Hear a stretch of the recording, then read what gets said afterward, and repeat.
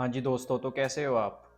तो वही हो गया जिस चीज़ का इंतज़ार था, जिसके बारे में पूरी दुनिया जो थी वो बातें कर रही थी। जी हाँ, इंडिया का चंद्रयान-3 प्रोजेक्ट सेफ़ली लैंड कर गया है चाँद के साउथ पोल के ऊपर।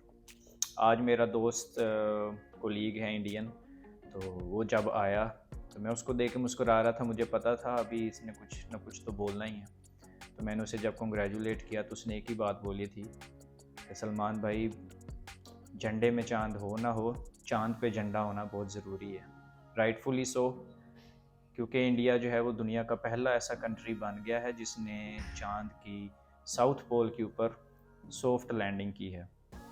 सॉफ्ट लैंडिंग क्या होती है? क्रैश लैंडिंग्स क्या होती हैं? सॉफ्ट लैंडिंग वो लैंडिंग होती है कि जिसमें आप क्या करते हो, वहाँ पर सेफली लैंड करते हो मून की सरफेस के ऊपर, ताकि उसको स्टडी किया जा सके। एक फिर होती है क्रैश लैंडिंग, जिसमें आप जस्ट क्रैश करवा देते हो अपने व्हीकल को, आप उसके ऊपर सॉफ्ट लैंडिंग नहीं कर पाते। तो जब आप क्रैश कर रहे होते हो या उस दौरान उसको स्टडी करते हो, या जब वो क्रैश कर जाती है उसके बाद मून की सरफेस को आप स्टडी करते हैं। इंडिया ऐसा कैसे कर पाया और इतना सस्ता कैसे कर पाया? बहुत चीप उसने किया है।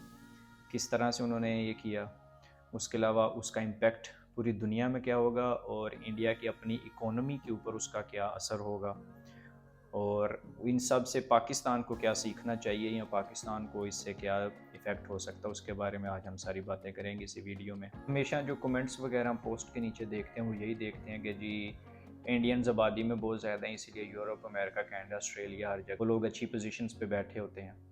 हाँ, चलो ये मानने में आता है कि उनकी आबादी ज़्यादा है इसलिए, लेकिन उनकी आबादी चाइना से कम है, लेकिन वो चाइना से पहले चाँद पे पहुँच गए हैं। उनकी इकोनॉमी अमेरिका से स्ट्रॉन्ग नहीं है, लेकिन उनसे पहले पहुँच गए हैं। उनके पास टेक्नोलॉजी इसराइल से ज़्यादा नहीं है, लेकिन वो फिर भी उनसे पहले पहुँच गए हैं। रशिया से ज़्यादा किसी के पास भी स्पेस टेक्नोलॉजी और स्पेस एक्सपीरियंस नहीं है दुनिया में, वो उनसे भी पहले पहुँच गए हैं। और तो और they even don't speak English like British, जो हमारे टैबू है, वो उनसे भी पहले पहुँच गए हैं। क्यों कर पाए इंडिया ऐसा? क्यों? क्योंकि उनको बिलीव था, उनको यकीन था। उनके अंदर इस तरह के हीरोज़ पैदा किए गए शुरू से ही। उनके अंदर इस तरह की फैंटेसीज़ पैदा की गई through their movies, through their studies, through their culture.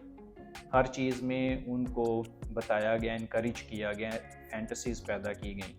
हम लोगों ने किस तरह की फैंटेसीज़ पैदा की हैं पाकिस्तान में, हीरोज़ किस तरह के पैदा किए हैं पाकिस्तान में, मुझे बताने की ज़रूरत नहीं है।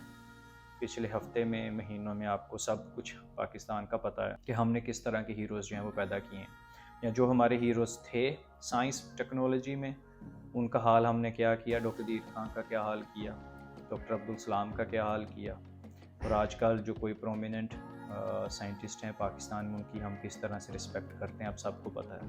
वो एक दौर था जब लोगों ने वसीम अकरम को देखा, शुएब अख्तर को देखा, वक़ार यूनुस को, शाहिद अफरीदी, कोई हीरोज़ नज़र आए तो क्रिकेटर बनना चाहते थे। कि हमने उनको साइंटिस्ट हीरो दिखाए अपने? नहीं दिखाए। लेकिन इंडिया ने क्या किया, उन्होंने अपने साइंटिस्ट हीरोज़ को रिस्पेक्ट किया, उन्होंने उनको लार्जर दैन लाइफ प्रेजेंट किया। इंडिया ने हिस्ट्री क्रिएट कर दी है। दुनिया की तमाम बड़ी ताकतों से पहले उन्होंने क्या किया, साउथ पोल के ऊपर लैंडिंग की है, और वो इतनी सस्ती की है। इसकी एग्जांपल आप इसी से कंपेयर कर लें कि अभी बॉलीवुड में एक मूवी आई है, उस मूवी का बजट और इस पूरे मिशन का बजट सेम है। Can you imagine this? इसकी वजह से even SpaceX, NASA, Blue Origin, सब के सब इस प्रोजेक्ट की तारीफ कर रहे हैं। यही वजह है कि क्यों एप्पल ने अपना जो न्यू प्लांट है वो अब इंडिया में स्टैब्लिश कर लिया है। टेस्ला वाले अब प्लांट लेकर आ रहे हैं, वहाँ से वो लोग भी मैन्युफैक्चर करेंगे। कि इसका इम्पैक्ट इंडियन इकोनॉमी के ऊपर या इंडिया के ऊपर इसका इम्पैक्ट क्या होगा? अब जब पूरी दुनिया के अंदर चंद्रयान-3 की धूम मच गई है, इंडियन साइंटिस्ट का नाम जो है वो और ज़्यादा रोशन हो रहा है, अब उनकी पूरी नेशन को लोग जो हैं और ज़्यादा रिस्पेक्ट देंगे, उनके पासपोर्ट को और ज़्यादा रिस्पेक्ट मिलेगी, उनकी इकोनॉमी जो है वो किस तरह से अब थ्राइव करेगी।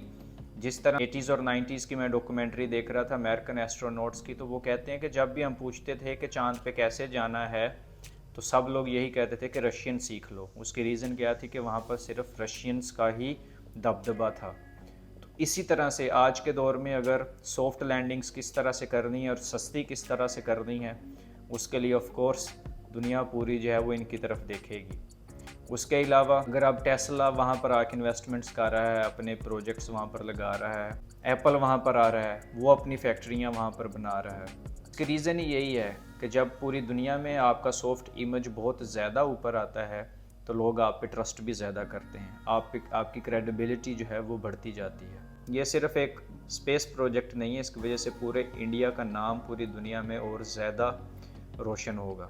उसकी यही वजह है कि वहाँ पर वो इन सबको फ्रीडम देते हैं, हीरोज़ क्रिएट करते हैं, फैंटेसीज़ क्रिएट करते हैं, चाहे वो अपनी बॉलीवुड मूवीज़ के थ्रू ही अपने बच्चों को ये सब सिखाते हैं। हमने अपने बच्चों को क्या सिखाया?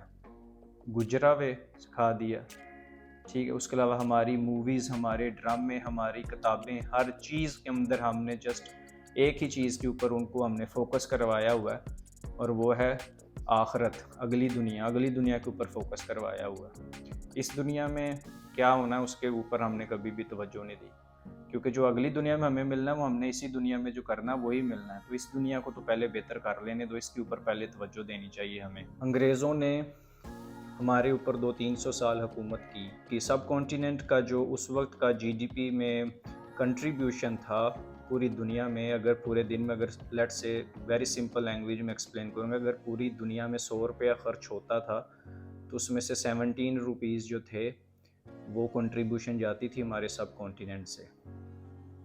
लेकिन जब वो गए तो वो हमारा कहाँ पे छोड़ के गए? 2 रुपये पे छोड़ के गए थे। जब वो निकले, हमारे 200-300 सालों में उन्होंने हमारी इतनी बर्बादी कर दी। गोरों को 200-300 साल लग गए थे हमारे इस पूरे इलाके को फ़तह करने के लिए, और फिर भी सारे को फ़तह नहीं कर पाए थे। हम लोगों की जो डीएनए है, हम लोगों की जो मिट्टी है, उसमें ये वाला जज्बा मौजूद, कोशिश करने का, मेहनत का, आगे बढ़ने का जज्बा जो है वो मौजूद है।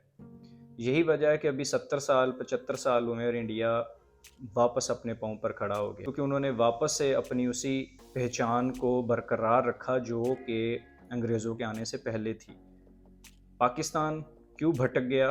क्योंकि जब गोरे गए तो हम लोगों ने गोरों को उनका कल्चर वापस नहीं किया, हमने अपना कल्चर रिवाइव नहीं किया। हम लोगों के अंदर भी वही डीएनए है, हम लोगों के अंदर भी वही खून है, वही जज्बा, सब कुछ है, लेकिन हम लोगों को क्या किया गया? हमें दूसरी राह के ऊपर डाल दिया गया।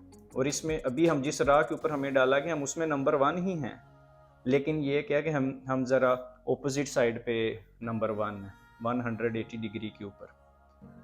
तो अब हमें चाहिए कि हम अपना जो किबला है उसको दुरुस्त कर लें। अभी भी हमारे पास टाइम है, वो ना हो कि पानी जो है वो सर से पार हो जाए। I hope this video will make some sense to you. Thanks a lot for watching. See you in the next video. Bye bye.